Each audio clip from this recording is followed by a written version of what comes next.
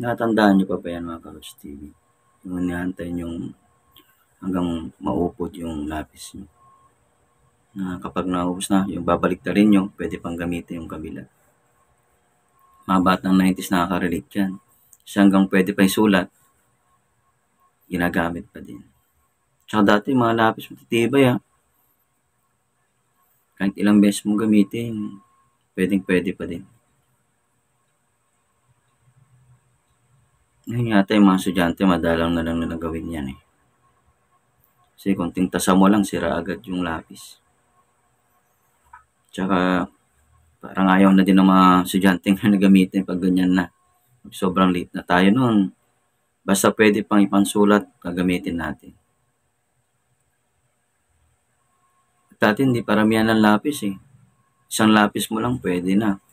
Kasi yung lapis na yon gagamitin mo hanggang pwede pang isulat. At yung lapis na yun, marami na tayo pwedeng gamitin. Una, pwede mong pang drawing. Tapos, pag-practice mo sa pagsusulat. Isa pa, kinakagat natin yun Yung sa maupod yung pambura.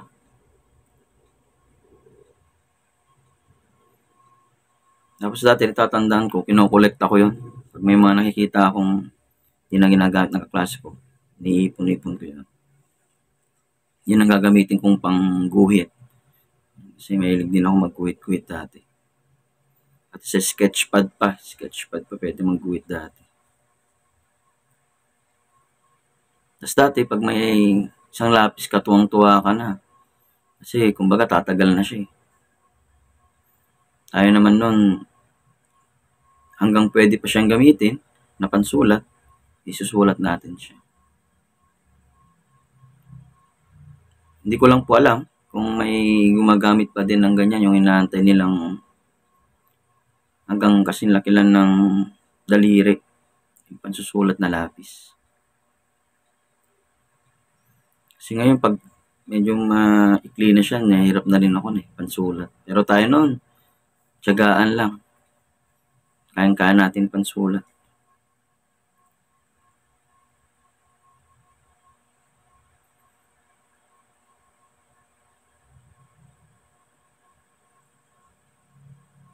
Tapos, yung ibang kaklase natin, manghihiram din ng lapis. Pag wala na silang lapis, hiramin kahit sobrang late, hiramin pa din nila. Yun naman ang gagamitin nila. Kaya madami memories din talaga, Batang 90s. Mga lapis na ganyan. Experience din natin. So, comment down below po kung na-experience nyo ganyan yung lapis nyo. Maraming salamat po. Ingat po kayo.